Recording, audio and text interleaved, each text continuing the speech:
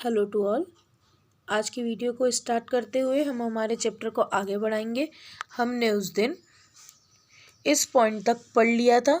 अब इसके आगे की अपन बात करेंगे कि क्या हमें समझाया जा रहा है। अपन अशोक के बारे में पढ़ रहे थे। अशोक के बारे में आगे वर्णन दिया है। अशोक भौतिक संस्कृति के प्रचार प्रसार एवं शांतिपूर्ण सह अस्तित्व के लिए उसने समाज के कमजोर वर्गों को गतिशीलता प्रदान की और कृषि भूमि का विस्तार किया तथा युद्ध बंदियों को वनों खानों में लगा दिया। एकमात्र ऐसे शासक हुए जिन्होंने प्रजा के आध्यात्मिक और नैतिक उत्थान के साथ साथ उत्पादन शक्तियों पर भी ध्यान दिया। अशोक ग्रामीण विकास को ध्येय बनाया और इस पर अधिक ध्यान दिया। अशोक के साम्राज्य में 84,000 स्तूपों का निर्माण कराया गया। राजस्व का पुनर्वितरण सार्वजनिक हित एवं लोकानुरंजन कार्य तथा अर्थव्यवस्था को तीव्रता व गति दी। इन कार्यों के फलस्वरूप आम जनता की क्रय शक्ति में वृद्धि हुई। यानी क्या बताया कि जो अशोक है वो बहुत ज़्यादा जन कल्याण का तो ध्यान रखता ही था, साथ में वो जनता के कल्याण के साथ साथ अपने राज्य की उत्पादन क्षमता में वृद्धि पर भी ध्यान देता था ताकि जनता की आय बढ़े, और वैसा ही अशोक के साम्राज्य में हुआ। अशोक ने वैदिक नीति को समसामयिक बनाते हुए तथा तात्कालिक सम्राटों के साथ कूटनीतिक संबंध बनाए। उच्च स्तरीय धर्म आयोग भेजे जिससे अंतर संबंधों की स्थापना हुई। अशोक ने संपूर्ण विश्व को धार्मिक सहिष्णुता का पाठ पढ़ाया। सभी धर्मों को समान महत्व आदर प्रदान करने पर बल दिया तथा जनता पर धर्म को बलात् नहीं थोपा। एक धर्म एक भाषा प्राय एक लिपि का अनुसरण कर संपूर्ण भारतवर्ष का एकीकरण किया। समान नागरिक संहिता एवं दंड संहिता का क्रियान्वयन कर सामाजिक न्याय और कानून के शासन की स्थापना की। यहाँ तक आप अंडरलाइन करोगे। विभिन्न वर्गों और धर्मों के बीच में सौहार्दपूर्ण संबंध स्थापित किए जो प्रगतिशील अर्थव्यवस्था तथा राज्य की प्रगति हेतु नितांत आवश्यक हैं। अशोक ने न केवल विदेशी राजाओं के साथ संबंध बनाए, उसके जो संबंध थे वो कूटनीतिक थे, मतलब उसने युद्धों के आधार पर भी संबंध बनाए और उसने सामान्य मित्रता के आधार पर भी संबंध बनाए और काफ़ी सारे संबंध साठ घाट के लिए भी बनाए थे। इस तरीके से अशोक ने जितने भी संबंध बनाए उसके माध्यम से उसने विदेशों में अपने संपर्क स्थापित कर लिए थे। साथ में उसने स्वयं की नीति के अंदर धम्म घोष को अपना लिया था। उसने बेणी घोष को छोड़कर, मतलब कि उसने युद्ध नीति को छोड़ करके अब उसने धर्म की नीति को अपनाते हुए अपना एक नियम बनाया, अपना एक रूल्स का ब्यौरा तैयार किया जो कि धम्म के नाम से जाना जाने लगा। उसने व्यक्तिगत जीवन में से संबंधित जितने भी सामान्य कार्य हो सकते हैं, जितने भी जन कल्याण के कार्य हो सकते हैं और खुद के नैतिक उत्थान से संबंधित जो भी कार्य हो सकते हैं उससे संबंधित नियम बनाए और उन सारे नियमों को एक ही ग्रुप में डाल करके उस ग्रुप का नाम रखा गया धम्म, और इसके प्रचार के लिए उसने बहुत से कार्य किए थे। ठीक है। और अपने साम्राज्य में सभी लोगों को समानता पर लाने के लिए समान नागरिक संहिता, समान दंड संहिता जैसे नियमों को उन्होंने अप्लाई किया था। साथ में ये बताया गया है कि अशोक जो है राज्याभिषेक के समय और उसके कुछ समय बाद तक अपने साम्राज्य के विस्तार में लगा रहा और काफ़ी सारे उसने युद्ध किए और वो युद्धों में ही लीन रहा। परंतु जैसे जैसे उसका ध्यान युद्धों में होने वाले नष्ट की ओर गया, जिसमें से एक सबसे महत्वपूर्ण जो विनाश उसने देखा कलिंग के युद्ध में देखा। कलिंग पर आक्रमण करने के बाद में जब युद्ध समाप्त हुआ तो उसने पाया कि चारों ओर लाखों की संख्या में लोगों की मृत्यु हो गई है। वहीं से उसका ध्यान और उसका मन युद्धों पर से हट गया और अब उसका ध्यान धर्म की ओर चला गया। उसने बौद्ध धर्म अपना लिया, अहिंसा का मार्ग अपना लिया, दान दक्षिणा और जन कल्याण को अपने जीवन का लक्ष्य बना लिया। अशोक ने अपने अभिषेक के 8वें वर्ष में लगभग ईसा पूर्व 261 ईसा पूर्व में कलिंग पर आक्रमण किया। हाथी गुम्फा अभिलेख से प्रकट होता है कि संभवतः कलिंग पर नंदराज नाम का राजा शासन करता था। उस समय कलिंग की राजधानी तोशाली थी। यहाँ आप अंडरलाइन करोगे और याद भी रखोगे कब युद्ध हुआ और कौन सी राजधानी थी, कौन सा राजा शासन करता था। अशोक संपूर्ण भारत को एक सूत्र में बांधना चाहता था। एक कलिंग हाथी युद्ध हेतु प्रसिद्ध होने एवं व्यापार और वाणिज्य की दृष्टि से भी महत्वपूर्ण था। समुद्र के किनारे होने के कारण विदेशी व्यापार की दृष्टि से इसका महत्व था। कलिंग युद्ध में 1 लाख लोग मारे गए थे और 1.5 लाख लोग बंदी बना लिए गए थे। इस भीषण नरसंहार से अशोक का मन द्रवित हो गया था और उसने भविष्य में युद्ध की नीति को त्यागने की घोषणा की। अब अशोक ने भेरी घोष की जगह त्याग कर धम्म घोष को अपना लिया था। ठीक है, भेरी घोष यानी युद्ध के मार्ग को छोड़ते हुए उसने धर्म के मार्ग को अपना लिया था। ये वही बात है जो अभी मैंने आपको बताई कलिंग युद्ध से संबंधित। आगे बताया जा रहा है, अशोक के जालोक, कुणाल, दशरथ, संप्रति, शालीशुक, देववर्मन आदि शासकों ने शासन किया। वृद्धत्र अंतिम मौर्य सम्राट था। वृद्धत्र के सेनापति पुष्यमित्र ने 184 ईसा पूर्व में उसकी हत्या कर नए शुंगवंश साम्राज्य की स्थापना कर ली थी। इन सब पर, इस पूरे पैराग्राफ पर आप अंडरलाइन कर लोगे। ये बताया अशोक के बाद कौन कौन से शासक मौर्य साम्राज्य के शासक बने, परंतु वो इतने ज़्यादा स्ट्रॉन्ग नहीं थे। और अंतिम शासक जो था वो बृहद्रथ था। मौर्यों का प्रथम शासक कौन था? चंद्रगुप्त मौर्य। और अंतिम कौन था? वृहद्रथ। ठीक है, वृहद्रथ की हत्या उसी के प्रधानमंत्री द्वारा कर दी गई थी, पुष्यमित्र के द्वारा, और पुष्यमित्र ने अपना नया वंश शुंग वंश स्थापित कर लिया था। अब हम जो टॉपिक पढ़ रहे हैं वो अशोक का धम्म पढ़ रहे हैं। अशोक का धम्म क्या है? अशोक के द्वारा मानव कल्याण और मानवता को नैतिकता के मार्ग पर लाने के लिए जिन सिद्धांतों का निर्माण किया गया, उन सिद्धांतों का समूह अशोक के धम्म के नाम से जाना जाता है। अशोक के धम्म के वो सिद्धांत कौन कौन से थे जिसको फॉलो करते हुए मानव अपने आप को नैतिक और जन कल्याण के मार्ग पर ले जा सकता था, सबको समानता मिल सकती थी, कल्याण हो सकता था। सबसे पहला पॉइंट है सहिष्णुता। ये आपको मुख्य रूप से याद करना है, मोस्ट इम्पॉर्टेंट पॉइंट है अशोक का धम्म और इसके सिद्धांत। ये एग्जाम में आता ही है। पहला पॉइंट है सहिष्णुता। सहिष्णुता से क्या मतलब है? सभी धर्म एक साथ रह पाएं और सभी एक दूसरे के साथ रहते हुए एक दूसरे को समानता के नज़रिए से देखें।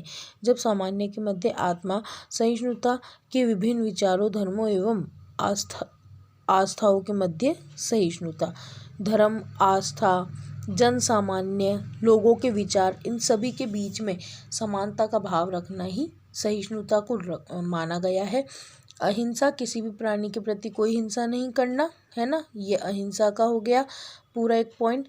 आडंबरहीनता क्या है? धर्म अनुष्ठान और बलि चढ़ाने को अर्थहीन बताना, यानी कि धर्म को आत्मा से स्वीकार करने पर बल दिया, उसे दिखाने के लिए आडंबर करने की ज़रूरत नहीं है, इस पर बल दिया। लोक कल्याण, लोक कल्याण के लिए क्या क्या करने पर बल दिया अशोक ने? वृक्षारोपण करो, कुओं का निर्माण कराओ। सराय क्या होते हैं?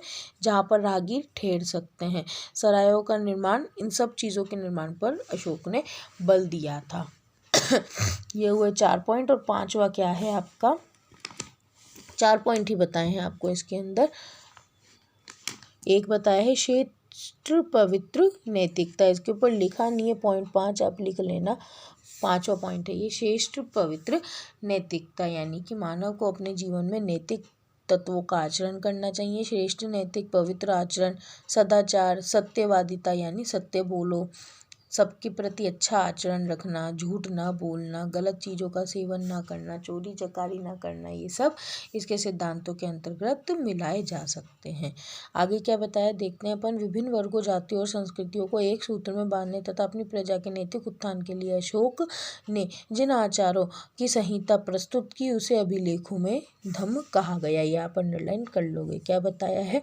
अशोक ने सारे वर्ग, जाति, धर्म यानी सभी लोगों को आचार विचार आदि के माध्यम से एक सूत्र में बांधने के लिए जिस नई नीति का प्रतिपादन किया वो धम्म कहा जाता है। धम्म के सिद्धांत पर धार्मिक संप्रदाय से संबंध रखने वाले लोगों के लिए स्वीकार्य थे। अशोक के अभिलेखों में उस व्यापक नीति अर्थात धम्म का उल्लेख किया है जो सामान्य व्यवहार को नए ढंग से ढालने के लिए आवश्यक थी, यानी कि जो मानव द्वारा व्यवहार किया जा रहा है उसे नए ढंग से ढालना, नए जीवन आचरणों को अपनाने के लिए इस धम्म का प्रतिपादन किया गया था। और इस धम्म का प्रतिपादन या फिर इसको अपनाने का कार्य कोई भी धर्म का व्यक्ति कर सकता था, कोई तरीके की कोई रोक टोक या बाउंडेशन नहीं थी।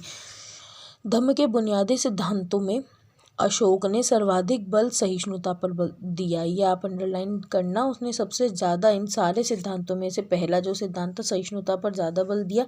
प्रथम स्वयं व्यक्तियों को सहिष्णुता, द्वितीय विभिन्न विचारों, विश्वासों, धर्मों और भाषाओं में सहिष्णुता, इसे अशोक ने 7, 11 और 12वें अभिलेख में दूसरे लघु शिलालेख में उल्लेखित किया है, जिसमें माता पिता की सेवा, गुरुओं का आदर, दासों के साथ उचित व्यवहार, धर्मसार में वृद्धि और क्या बताया है, वाक संयम, समवाय पर बल दिया। वाक संयम यानी अपनी बोली पर संयम रखना, अच्छे शब्दों का प्रयोग रखना। समवाय मतलब सभी के बीच समानता का व्यवहार रखते हुए वैसे ही जीवनचर्या को निर्वहन करना। धम्म का दूसरा बुनियादी सिद्धांत अहिंसा था। पहला बुनियादी सिद्धांत क्या था, क्या बताया है, सहिष्णुता, खुद के प्रति, व्यक्तियों के प्रति, अन्य जीवों के प्रति सहिष्णुता, सभी धर्मों के प्रति सहिष्णुता, कोई कुछ भी विचार रखता है उन सबके बीच में सहिष्णुता रखने पर बल दिया। दूसरा अहिंसा पर बल दिया। अहिंसा से क्या मतलब था, युद्ध न करना और किसी को भी पीड़ित करके, दर्द तकलीफ दे करके उसे परेशान न करना, यह अहिंसा का एक भाग था जिसमें जीव हत्या पर रोक लगा दिया गया था। अगली चीज़ है जन कल्याणकारी अवधारणा। अशोक ने जन कल्याण के लिए कौन सी अवधारणा को अपनाया? धम्म नीति में ऐसे कार्य शामिल थे जो आम नागरिकों के कल्याण से संबंधित थे, जो 7वें स्तंभ लेख और दूसरे शिलालेख में लिखित है, जिसमें वनारोपण, सराय, सड़कें, सिंचाई, कुओं के निर्माण आदि के बारे में उल्लेख किया गया है, व्यवस्था की गई है। अशोक ने 9वें शिलालेख में अंधविश्वासों के फलस्वरूप जो निरर्थक अनुष्ठान और यज्ञ होते थे, ऐसे आडंबरों की निंदा की है। प्रथम स्तंभ लेख में धम्म की प्राप्ति के लिए धर्म यात्रा, धर्म मंगल, धर्मदान, शुश्रूषा आदि की व्यवस्था की है। यानी क्या बताया है, जन के कल्याण के लिए इस धर्म के अंदर क्या क्या चीज़ जोड़ी गई थी अशोक के धम्म में जनता के कल्याण के लिए इस बात पर बल दिया था कि वो सभी लोग कुओं का निर्माण करें, वृक्षारोपण करें, सरायों का निर्माण करें, कुओं का निर्माण करें, जिससे लोगों का जीवन सरल रूप से व्यतीत हो सके।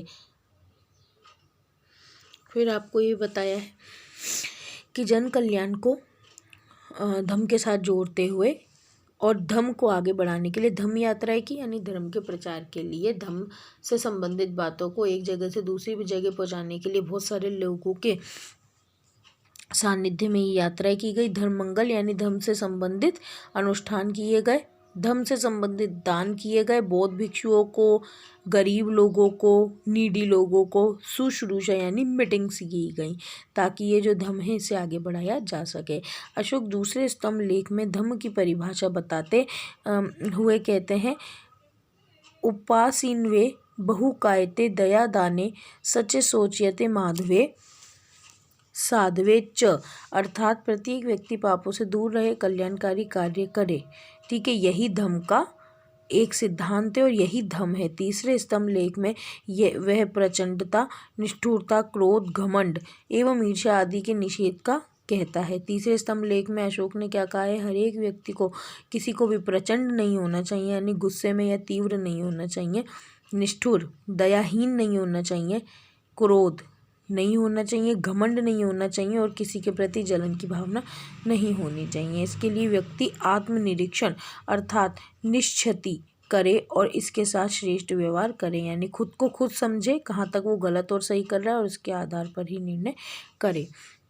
धम्म को फ्लीट ने राजधम्म, राधा कुमुद मुखर्जी ने सार्वभौम धर्म, भंडारकर ने उपासक बौद्ध धर्म कहा है। हर एक विद्वान ने इस धर्म को अलग अलग नाम की संज्ञा दी है। यद्यपि अशोक का व्यक्तिगत धर्म बौद्ध था। अशोक वैसे बौद्ध धर्म से संबंधित था। महावंश और दीपवंश के अनुसार अशोक ने मोगलीपुत्र तिस्स की अध्यक्षता में तृतीय बौद्ध संगति बुलाई और मोगलीपुत्र तिस्स की सहायता से संघ में एकता और अनुशासन लाने का प्रयास किया। इससे उसके बौद्ध होने की पुष्टि होती है। ये पता चलता है कि अशोक बौद्ध था। ये हमें किस तथ्य से जानकारी मिलती है? कहा जाता है कि अशोक ने मोगलीपुत्र तिस्स की अध्यक्षता में बौद्ध संगति बुलाई थी, बौद्ध सभा बुलाई थी और उसके अंदर एकता अनुशासन को आगे बढ़ाते हुए बौद्ध धर्म को की प्रगति के लिए सोचने पर बल दिया गया था।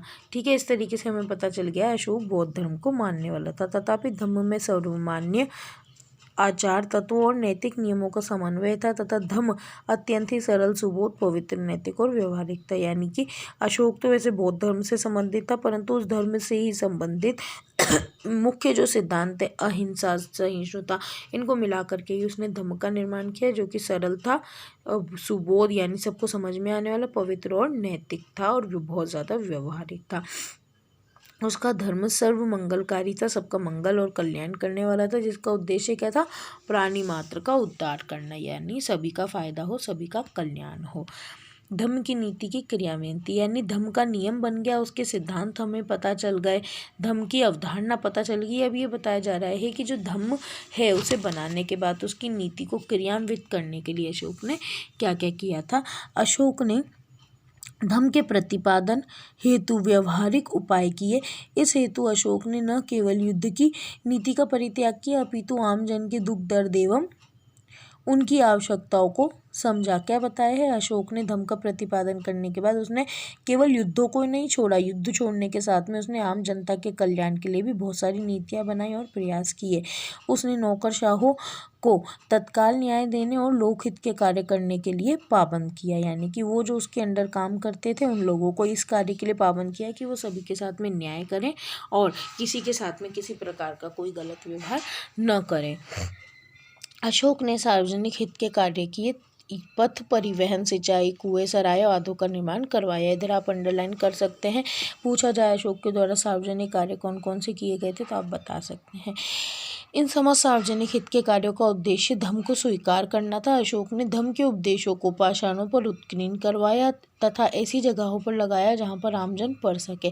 उसने खुद तो जनता के कल्याण के कार्य किए, पर जन कल्याण के लिए क्या क्या किया जा सकता है और वो किस तरीके से लोगों को लाभ दे सकता है, उस सब के बारे में उसने पत्थरों पर लिख करके ऐसी जगहों पर वो पत्थर गड़वाए जहाँ पर आते जाते सभी लोग उसे देख सकें और वैसी चीज़ अपने जीवन में अपना सकें।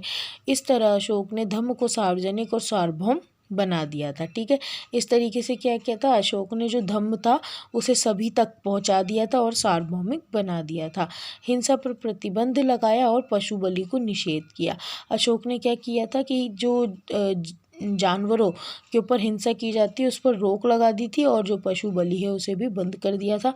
समान नागरिक आचार संहिता, दंड संहिता के सिद्धांत को जन्म दिया और क्रियान्वित किया। उन्होंने कैसी संहिता अपनाई, समान नागरिक आचार संहिता, यानी सभी नागरिक समान रहे, उनको दंड भी समान रूप से दिया जाए और सभी व्यक्तियों को उनके कर्म के आधार पर ही राज्य के साथ जोड़ते हुए कार्यवाही आगे बढ़ाई जाए। जगह जगह धम्म आयोग भेजे गए, विदेशों में भी धम्म प्रचार किया गया। धम्म महामात्रों की नियुक्ति की एवं उनके दायित्वों को प्रतिपादन किया, यानी क्या बताया है, धम्म को आगे बढ़ाने के लिए जगह जगह धम्म की यात्राएं की गई थी, उनका प्रचार प्रसार किया गया और धम्म की यात्राओं को लीड करने के लिए जो एक पोस्ट रखी गई उसका नाम क्या रखा गया, धम्म महामात्र, जो कि धम्म यात्राओं का निरीक्षण करने का, उन्हें निर्देशन और उन्हें लीड करने का काम करता था। आगे अपना पॉइंट चल रहा है धम्म की नीति का मूल्यांकन, यानी धम्म की नीति तो अपन ने देख ली क्रियान्वित कैसे हुई, अब अपन देखेंगे मूल्यांकन कि क्या इससे कोई फायदा हुआ या किस तरीके की नीति रही। यद्यपि धम्म के मूल सिद्धांत सहिष्णुता, अहिंसा और सदाचार थे, जो कि भारतीय संस्कृति के प्रारंभ से ही मूल तत्व रहे हैं तथा वर्तमान में भी उनका महत्व यथावत है। अशोक के बाद के सभी शासकों ने इन सिद्धांतों को स्वीकार किया, तथापि समग्र रूप से ये नीति अशोक के पश्चात फलीभूत नहीं हो सकी। उसके अनेक कारण थे। क्या बताया है कि अशोक के जीवन काल तक तो ये जो धम्म की नीति है, सहिष्णुता, अहिंसा, सदाचार, जन कल्याण, ये फलती फूलती रही, आगे तक पहुंची और अशोक के बाद के कई शासकों ने उसे अपने जीवन में भी उतारा, पर आगे के समय में ये उतनी ज़्यादा फलीभूत नहीं हो पाई। धम्म की नीतियों का अशोक के उत्तराधिकारी सुसी रूप में क्रियान्वित नहीं कर पाए।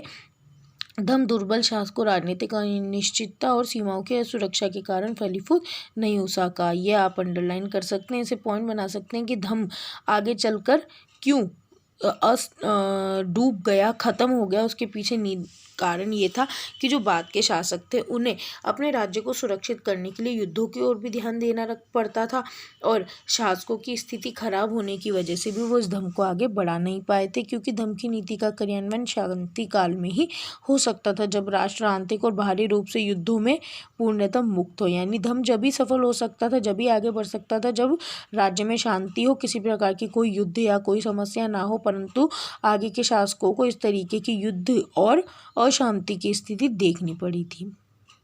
परवर्ती शासक अशोक की दूरदर्शिता को समझ नहीं पाए। धम्म महामात्र अपने असीमित अधिकार द्वारा जनता के कार्यों में अवांछित हस्तक्षेप करने लगे। एक ये भी पॉइंट आपको बताया है कि काफ़ी सारे शासक ऐसे थे जो कि अशोक की ये जो भावना थी जन कल्याण वाली उसको नहीं समझ पाए और उसे निरर्थक मान करके उन्हें अपने जीवन में उन्होंने इतने महत्व नहीं दिया।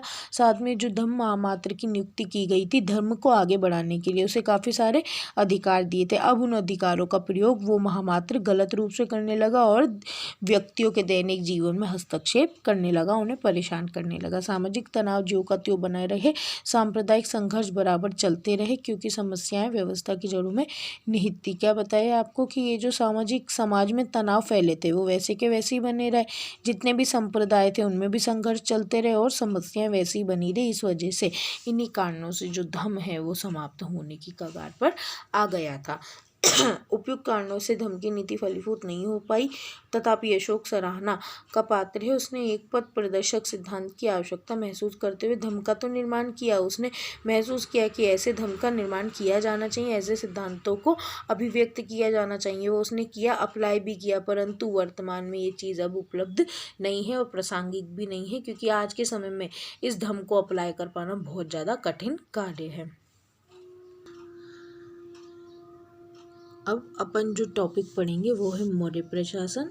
मौर्य प्रशासन के बारे में क्या बताया है अभी तक सारे मौर्य शासकों के बारे में, उनके कार्यों के बारे में पढ़ा। अब अपन पढ़ेंगे मौर्य प्रशासन, यानी कि मौर्यों की जो शासन व्यवस्था है उसे चलाने के लिए किस प्रकार का प्रशासन अपनाया जाता था।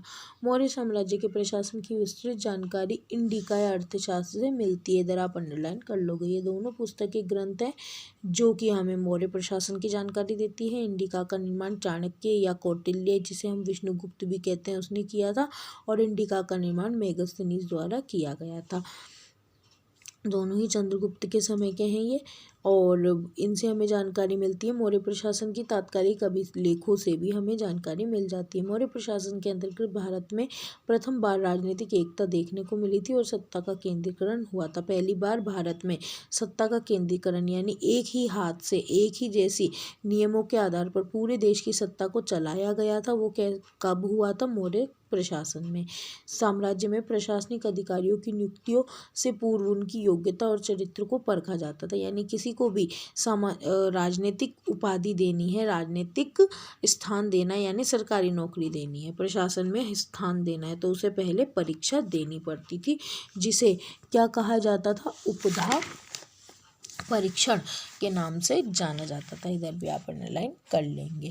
मौर्य साम्राज्य के प्रशासन का ढांचा निम्नलिखित था, यानी कि उसका जो प्रशासन था वो किन भागों में बांटा जा सकता है। सबसे पहला है केंद्रीय प्रशासन, उसके बाद आएगा आपका नगर प्रशासन आ जाएगा, उसके बाद में आपकी गुप्तचर व्यवस्था, सेना और न्याय व्यवस्था के बारे में वर्णन आएगा, और जन उपयोगी कार्य, फिर प्रांतीय शासन आ गया, जनपद के कार्य, ये सब इसके अंदर अलग अलग भागों में विभाजित हो जाएगा। सबसे पहले केंद्रीय प्रशासन जो बताया, केंद्रीय प्रशासन जो कि केंद्र में था, जिसका प्रमुख अधिकारी कौन था? राजा था। राजा शासन प्रणाली का केंद्र बिंदु था, वही सारे निर्णय लेता था, ठीक है, और वो किसी के अंडर नहीं था, परंतु उसने अपनी शक्तियों को व्यवस्थापिका, न्यायपालिका और कार्यपालिकाओं के बीच में बांट रखा था।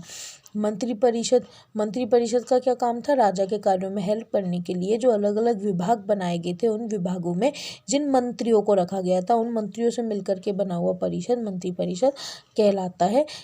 इन मंत्रियों की नियुक्ति कैसे होती थी? व्यक्ति की वंश और योग्यता के आधार पर होती थी। अंतिम निर्णय लेने का अधिकार किसका होता था? राजा का, कि किसे मंत्री बनाना है। एक आंतरिक परिषद होती थी। ये जो परिषद थी आंतरिक परिषद थी, जिसे मंत्री भी कहा जा सकता था। इसमें कितने सदस्य थे? 3 से 4 सदस्य हो सकते थे, जो कि राजा की विशेष विषयों में साठ-गांठ करके, अपन कहें विचार विमर्श करके राजा के कार्यों में मदद करते थे। अधिकारी, शीर्ष स्थायी राज्य अधिकारी जो संख्या में 18 थे। इसका मतलब मौर्य साम्राज्य में मुख्य रूप से 18 राज्य थे, जिनके मुख्य जो शासक थे, या अपन ये कहें उन राज्यों के जो अधिकारी थे, उनको हमने कहा है राज्य अधिकारी। इन्हें तीर्थ भी कहा जाता था, ठीक है। केंद्रीय विभागों का कार्यभार देखने ये क्या करते थे? केंद्रीय विभाग जितने भी थे उनका काम देखते थे। वो विभाग कौन कौन से थे? कोषाध्यक्ष का विभाग, कोष हो गया, कर्मांतिक, ये सारे अधिकारियों के नाम है, समाहर्ता, पुरोहित और सेनापति। इसके अतिरिक्त अर्थशास्त्र में 27 अध्यक्षों का भी उल्लेख मिलता है जो राज्य की आर्थिक गतिविधियों का नियमन करते हैं। यानी कि राज्य की जितनी भी आर्थिक गतिविधियां हैं, व्यापार, वाणिज्य, खरीद फरोख्त सबसे संबंधित, उसकी निगरानी करने का काम 27 प्रकार के अध्यक्ष करते थे। वो क्या क्या काम करते थे? वे कृषि, व्यापार, वाणिज्य, बांट, माप, तोल, कताई, बुनाई, खान, वनों आदि के नियम बनाना और उन्हें नियंत्रित करने का काम करते थे। नगर प्रबंध क्या है? नगर प्रबंध हेतु 5-5 सदस्यों की 6 समितियां बनी हुई थी, यानी टोटल 30 सदस्य थे इसमें, जो विभिन्न कार्यों, कौन कौन से कार्य करते थे ये सारे अधिकारी मिलकर के नगर में शिल्प, विदेशी जनगणना, व्यापार, वाणिज्य, निर्मित वस्तुओं की खरीद फरोख्त, बेचना, खरीदना, ये सब वो किया करते थे। अर्थशास्त्र के अनुसार नागरक कौन था? नगर प्रशासन का, यानी नगर का जो अध्यक्ष था वो नागरक कहलाता था और गांव का अध्यक्ष गोप कहलाता था, तथा स्थानिक उसे सहायतार्थ कर्मचारी थे। इनकी सहायता के लिए जो कर्मचारी था उसे स्थानिक कहा जाता था। इसके बाद में अगला जो चीज़ है वो है सेना। सैन्य विभाग का सबसे बड़ा अधिकारी सेनापति होता था। ठीक है, सेना का सबसे बड़ा अधिकारी कौन होता था? सेनापति। सेना का जो मुख्य अधिकारी सेनापति था, उसकी हेल्प करने के लिए अन्य सैनिक हुआ करते थे। सेना को कितनी शाखाओं में बांटा था? 6 शाखाओं में बांटा था। जो कौन कौन सी थी? इधर आप अंडरलाइन करोगे। पैदल सेना जो पैदल चलकर युद्ध में शामिल होती थी। अश्व सेना वो जो घोड़े पर सवार होकर युद्ध करती थी। हाथी सेना जो हाथी के ऊपर सवार होकर के युद्ध में शामिल होती थी। रथ या यातायात सेना, रथ सेना वो जो कि रथ में सवार होकर के युद्ध करने को जाती थी। और यातायात और नौसेना ये वो है जो कि नाविक सेना कहलाती है, नावों में बैठ करके समुद्र के मार्गों से युद्ध करने जाया करती थी। हर एक समिति को 5-5 सदस्यों में बांटा गया था और इस तरीके से समितियों का निर्माण किया था।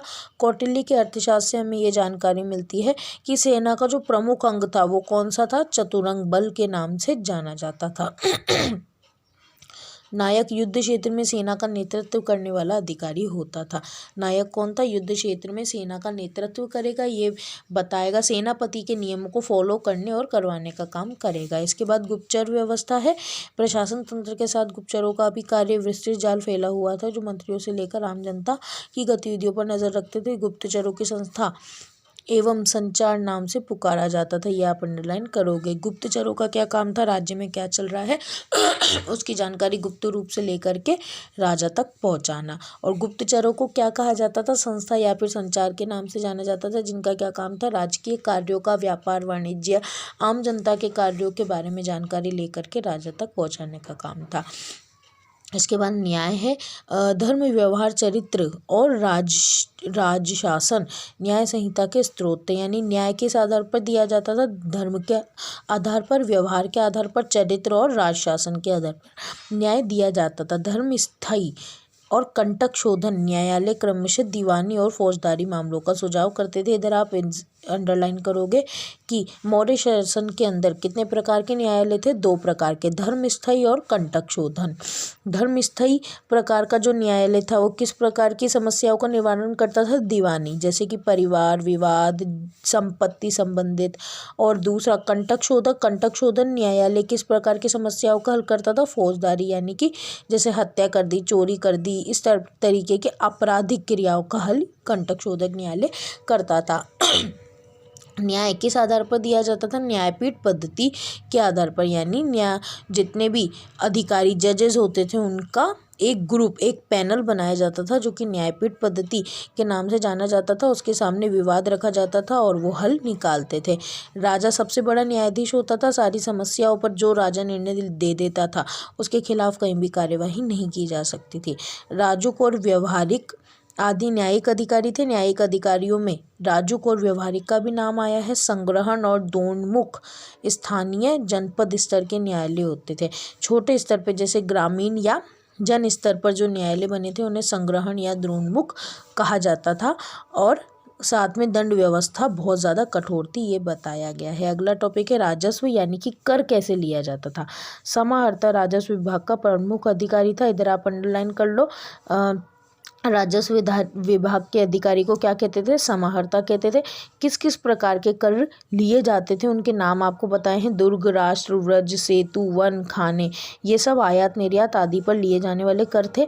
सन्निधाता राजकीय कोष का मुख्य अधिकारी था। राजकीय कोष का अधिकारी सन्निधाता था और राजस्व विभाग का अधिकारी समाहर्ता था। और जन उपयोगी के क्या क्या काम किए गए हैं, क्या कार्य, उसके संबंध में बताया। मौर्य साम्राज्य में जन उपयोगी सेवाओं में सिंचाई, सड़क, सराय, चिकित्सा आदि को महत्व दिया गया है, जिसकी व्यवस्था प्रशासनिक अधिकारी करते थे। ये आपको बताया है, जो भी अपन ने अशोक के समय में भी पढ़ा। अगला जो टॉपिक है प्रांतीय प्रशासन, ये अभी अपन नेक्स्ट वीडियो में इसके बारे में बात करेंगे। इस चैप्टर में भी आपको ध्यान रखना है, जो जो टॉपिक कट गए हैं उसके बारे में अपन नहीं पढ़ेंगे, केवल उन्हीं टॉपिक्स के बारे में अध्ययन करेंगे जो कि अभी हमें इस कोर्स के अंदर कंटिन्यू करना है। अभी तक अपन ने जितना पढ़ा है उससे संबंधित जो भी प्रश्न बनेंगे इस टॉपिक से संबंधित, वो मैं आपको गृह कार्य पोर्टल पर डाल दूंगी, जिसे आपको समय से समय पूरा करना है और अपनी होमवर्क कॉपी के अंदर उन्हें नोट करते जाना है और एग्ज़ाम के लिए रेडी करना है। ठीक है, तो अभी अपन आगे के टॉपिक के बारे में नेक्स्ट वीडियो में बात करेंगे। Thank you.